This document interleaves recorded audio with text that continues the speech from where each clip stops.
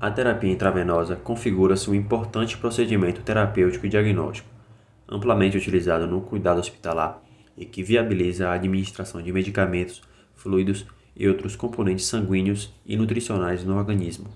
A maioria das infusões intravenosas é administrada em pacientes em estado críticos, fracos, desidratados e subnutridos, ou então antes, durante e ou depois de cirurgias. Nesta tabela, tem-se a lista de algumas soluções geralmente utilizadas como infusões intravenosas, sendo o cloreto de sódio e dextrose em água 5 e 10% os mais utilizados em ambiente hospitalar. Na administração de infusões, agulhas especiais ou catéteres facilitam a entrada para o fluido intravenoso. Como primeiro exemplo de cálculos de infusão intravenosa básica, né, nós temos aqui uma questão só para a gente demonstrar o, como essas abreviações, né, que já foi citado no quadro acima, podem influenciar no cálculo. Bom, nessa questão ele fala aqui ele pergunta quantas gramas de dextrose e de cloreto de sódio são empregadas para preparar uma bolsa de 250 ml de D5,5 NS para infusão intravenosa. Bom, como a gente pode ver lá no quadro, né, D5,5 NS é o que vale a dextrose 5% em cloreto de sódio 0,45%. Então, nessa questão, a gente vai pegar as porcentagens, né, que correspondentes à abreviação e multiplicar pelo 250 ml. A gente vai achar que 250 ml vezes 0,05% é 0,0,5. Bom, a gente tem que lembrar, né, que no cálculo a gente não vai usar a porcentagem, a gente vai usar o numerador dele, né, o número normal sem a porcentagem. Bom, essa multiplicação vai dar 12,5 gramas de dextrose e 250 ml vezes 0,0045, que é o que vale ao 0,45%, vai dar 1,125 gramas de cloreto de sódio. Bom, o próximo exemplo a gente tem: compare A o número de gotas e B o período de tempo em minutos necessários para liberar 50 ml de uma solução intravenosa utilizando-se um dispositivo microgota de 60 gotas por ml e um dispositivo padrão de administração de 15 gotas por ml, se em cada caso uma gota será administrada por segundo. Bom, a gente vai pegar, né, primeiro o dispositivo de microgotas e multiplicar por 50 ml, que é a liberação da solução, né, que vai dar 3.000 gotas. Essas 3.000 gotas a gente vai dividir por 60 gotas por minuto, para a gente achar, né, o cálculo em minutos, que vai dar 50 minutos. E no dispositivo padrão, que é 15 gotas por ml, a gente vai multiplicar também por 50, que vai achar 750 gotas. E 750 gotas vai dividir por 60 gotas por minuto, que vai dar 12,5 minutos. Essas são as duas respostas. A via intravenosa proporciona início quase imediato da ação, a disponibilidade completa do medicamento e o controle absoluto sobre a dose administrada, além do nível sérico mantido no paciente. Geralmente, os fármacos administrados por push devem controlar rapidamente os batimentos cardíacos, a pressão sanguínea, a respiração ou outras condições que ameaçam a vida do paciente. Para isso, depende de cálculos precisos tanto da dose quanto da taxa de administração. Bom, agora um exemplo de uma questão de cálculo de administração de fármaco por push intravenoso, que para quem não sabe, push intravenoso é aquelas injeções rápidas, né, de medicamento por via intravenosa, que serve muito para controle rápido de batimento cardíaco, de pressão sanguínea, de respiração, entre outros casos, né? Então a questão fala aqui, um médico recomenda enalapril 2 ml IVP para um paciente hipertensivo.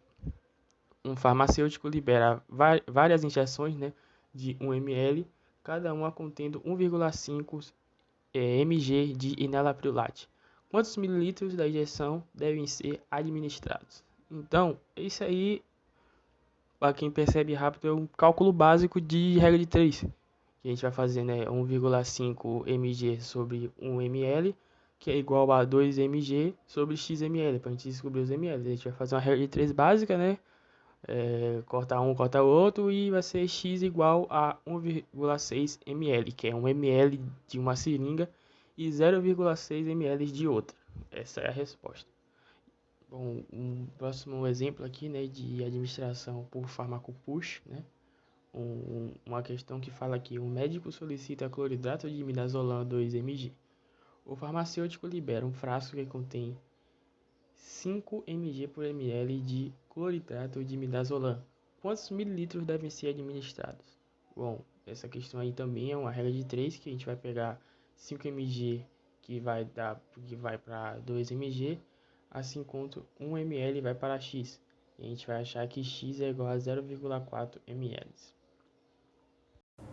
Direcionando o foco para infusões intravenosas em pediatria, alguns cuidados são de suma importância para a realização da técnica, sendo necessário levar em consideração o peso da criança para não aplicar uma dosagem excessiva, observar a apresentação do medicamento disponível e qual a taxa de gotejamento da prescrição em 1 hora, pois um dos fatores que contribui para a ocorrência de erros de medicação em crianças, em especial o erro de dose, advém da complexidade dos cálculos que necessitam ser realizados considerando-se idade, peso, estatura e condições clínicas, uma vez que as características de absorção, distribuição, metabolismo e excreção de drogas diferem entre recém-nascidos, adolescente e adulto. Bom, como exemplo aqui de questão sobre preparações de infusão intravenosa pediátricas, nós temos que em unidade hospitalar, um médico prescreveu para uma criança de 10 kg dopamina 60 mg por 100 ml, correndo a 5 mg por hora. Então ele pede para a gente calcular quantas microgramas devem ser administrados em 1 hora e qual a dose por quilograma por minuto.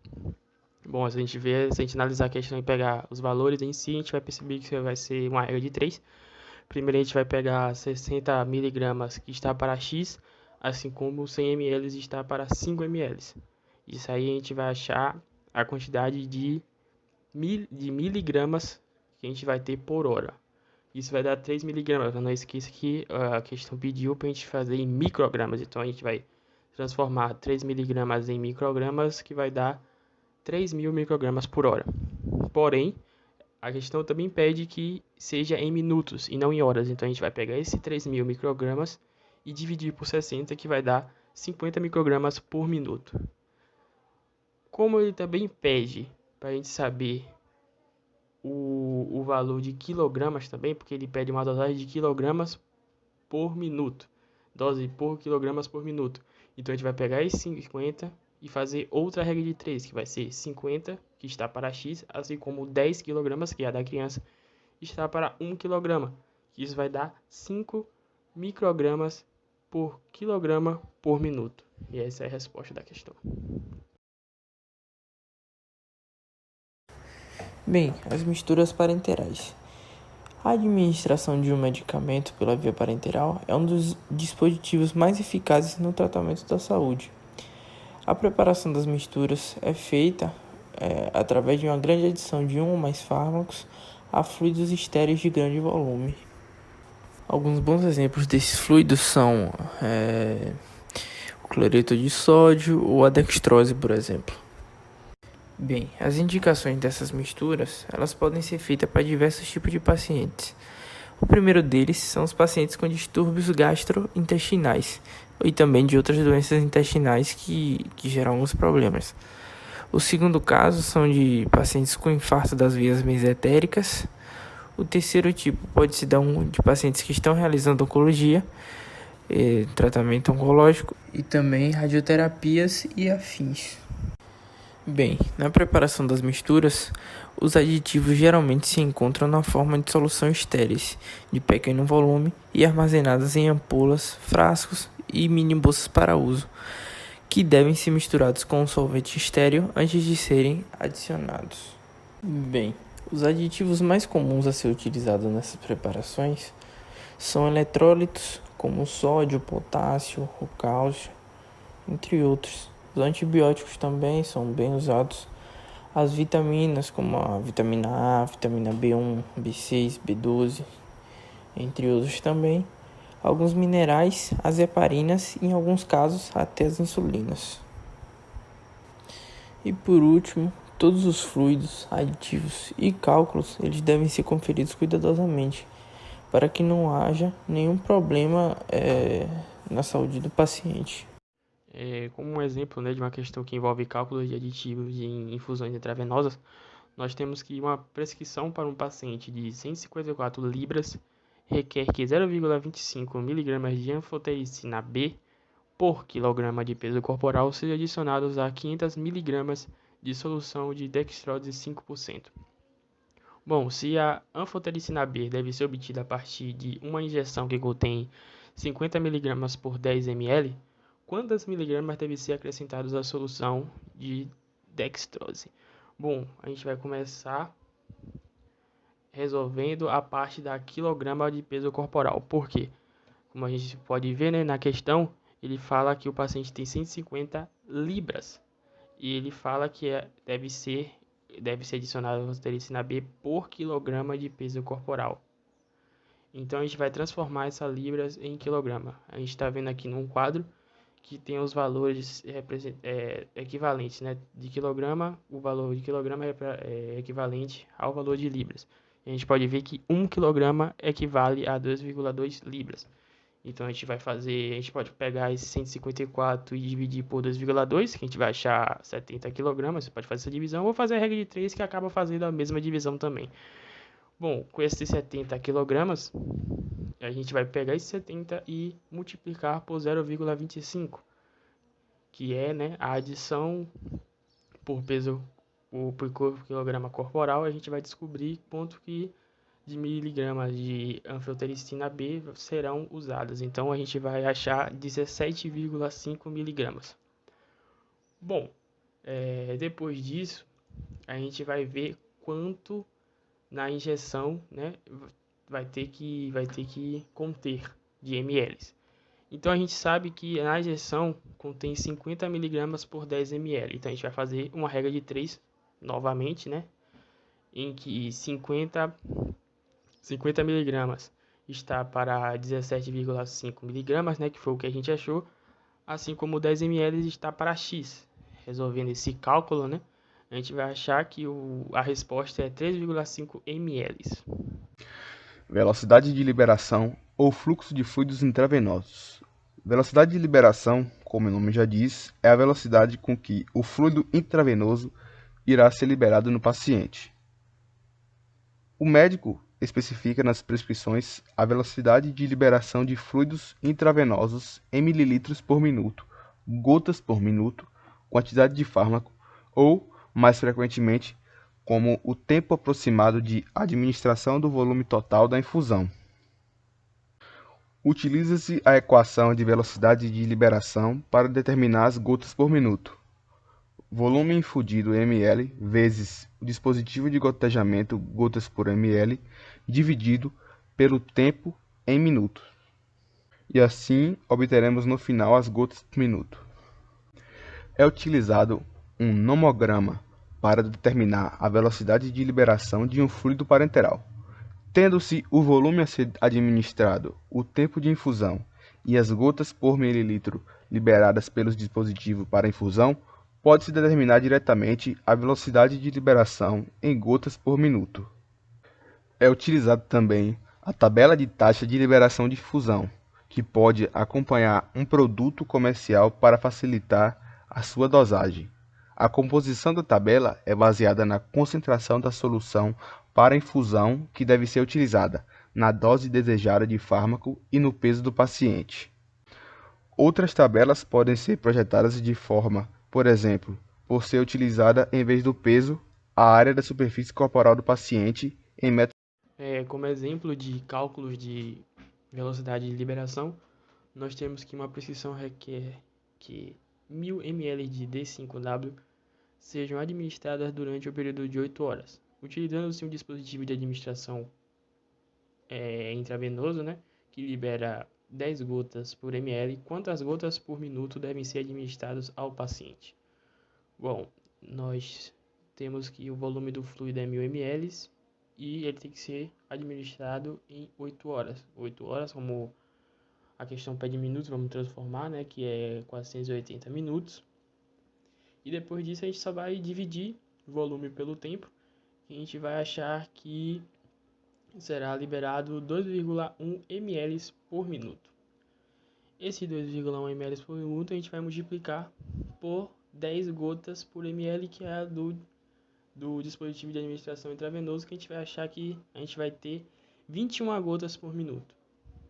A gente pode fazer sim essa questão assim, por cálculos separados, ou também a gente pode fazer pela fórmula que já foi dita aqui na apresentação, né?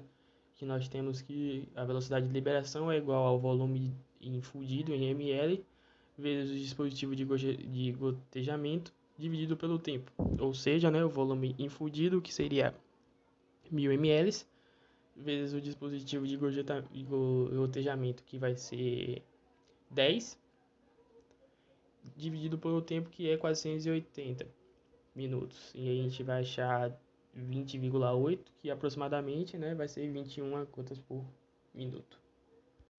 Bom, nosso último exemplo, né, uma questão de um concurso, uma questão da UFET 2017, vem dizendo que para administrar 150 ml de solução fisiológica a 0,9% e 500 ml de solução glicosada a 5% em 24 horas, o fluxo de gotas por minuto deve ser de aproximadamente...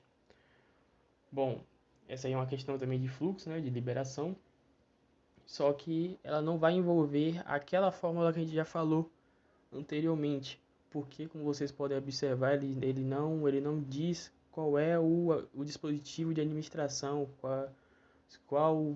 quantas de gotas por minuto esse dispositivo vai liberar. Porém, tem uma outra fórmula que você pode usar nessa questão, que é a fórmula de gotas por minuto, que é volume dividido por tempo vezes 3. Bom, o volume, a gente vai achar o volume total disso aqui, né? Já que ele fala que é 150 ml de solução fisiológica e 500 ml de solução glicosada. A gente vai somar os dois, né? E vai dar 2.000 ml. Esse 2.000 ml, né? A gente vai dividir por 24 horas vezes 3. Esse cálculo, essa formulazinha simples, vai dar 27,767, que é aproximadamente 28 gotas por minuto. Ou seja, a alternativa é a letra D.